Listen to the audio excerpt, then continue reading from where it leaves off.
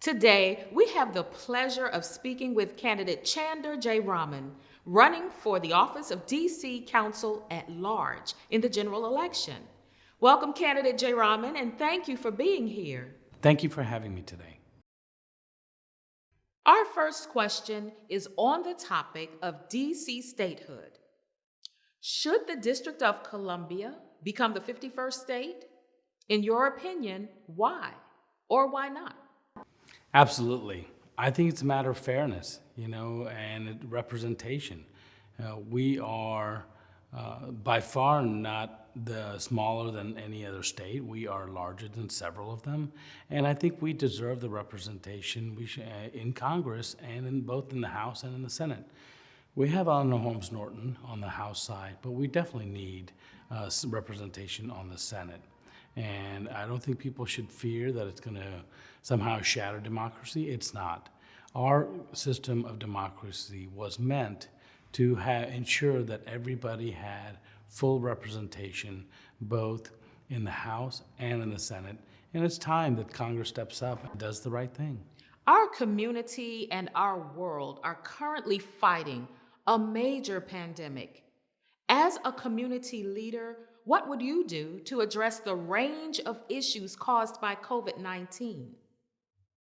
I've been in this field for 18 years. I'm an emergency planner. So I've been working on disasters and emergencies for long before COVID ever happened. In fact, nearly 10 years ago, when the SARS and the avian flu broke out, I created a whole set of procedures on how to ensure our seniors and organizations that serve people with disabilities would deal with that kind of situation, and here we are facing it again. And currently, I help write the pandemic flu plan that we're operating under right now, and I'm working right now as an OSCE certified trainer to make sure our child care centers know what to do, because they are wanting to open up, and they are starting to open up, and they call on me to come to them and say, how do I take the regulations that are in place and what CDC puts out, and how do we operationalize that? And I've been doing that. So I have a good idea and a good vision for what reopening of our schools safely look like, or even when the vaccine comes out, how do we make sure, what's the plan for how it's disseminated across our populace to make sure that our most vulnerable residents get it first and provide them with the choice. Thank you. As a leader, what steps would you like to take, if any, to achieve a just, equitable, and inclusive city, and why? I think a lot of this comes down to economic opportunities. When people are left behind for generation after generation, they feel further and further from being included. And that is the case. This started in high school, when we took away the options that were available to students and said, we're going to go to just a college or bus system. And 70% of our students are busting out. We need to provide alternate pathways. We have Amazon coming in the area. We have Amtrak. We have Airports Authority. We have Metro. We have all these industries. And look at all the cranes that are going up. Every one of those cranes and all of these are opportunities to put people back to work, DC residents specifically. And so I think we need to do that. I want to bring vocational and career technical education back into our schools, and I think we should do that. But we can start even before that in the middle school level. Like my son, who used to ask me, Dad, when do I need to know geometry? When do I ever going to use this? The reality is we're not making the connection.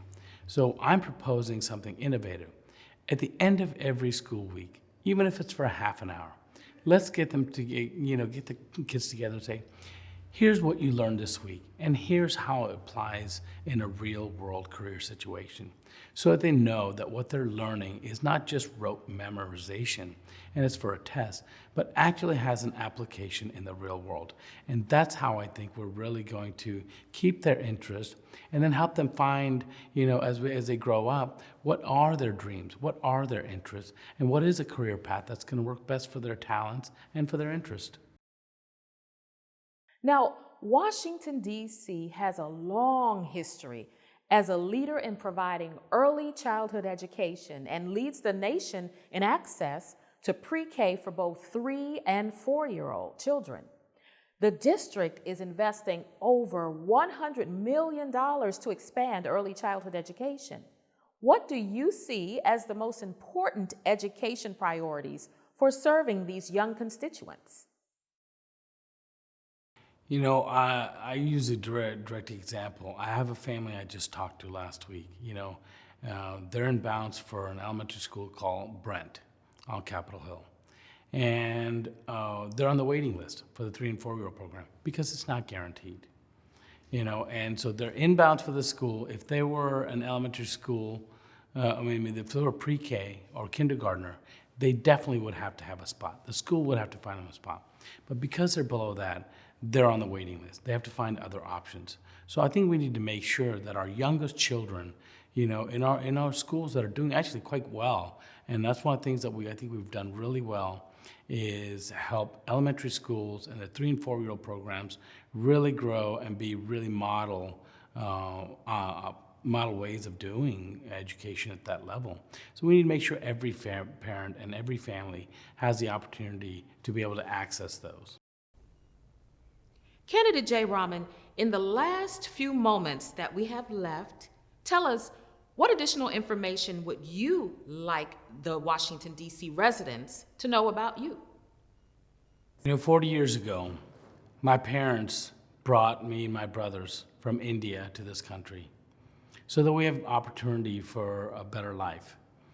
And you know what? 25 years ago, I moved to this great city. I fell in love with it and remained here. I'm now a husband, a father, a small business owner, and a local elected official as an ANC commissioner. I'm living the American dream. And I want that kind of same opportunity for other people. And when I was 19, I almost died in a car accident. I knew when I was saved that I had a purpose. My purpose was to help other people.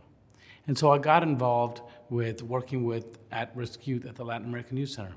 I directly worked with them to help them find alternate pathways to the ones that they were on. They got a GED GED program, coupled with the job training program in the field of construction. And what's interesting about that, and what I think we need to bring back, is it was paid job training, paid, so that they didn't have to make a choice about whether to come to the program or whether to put food on the table. This offered them the incentive to come every single day. And I think that's a model we need to replicate now. When people are struggling, people need training, people don't have jobs, and we need to retrain them, but we shouldn't have to make them forced to make that hard decision. And I think we can do both. We need to be the national leader in a variety of topics. That's one of them. I think policing is another one. I convened for the first time ever ANC commissioners from across the city and brought together the Deputy Chief of Police, Deputy Mayor of Public Safety, 2 council members, and the NAACP, and brought them together to discuss what would reimagining policing look like if we wanted to be the national leader in public safety. And the consensus was that we call on our officers to do too much. And our social service agencies clock out at 5 o'clock and say, call the police. That no longer is going to work. Social service agencies need to be engaged to take services to the people where they are and meet them where they are and deliver services when the issue is happening, where it's happening, and take those things off the police. And then let's focus on that so people can get the help they need, and we can start to rebuild the trust that we so desperately are seeking amongst our officers and amongst our community and amongst our population. Candidate Jayaraman, we certainly appreciate your time with us today, and we hope all the best to you in the coming general election.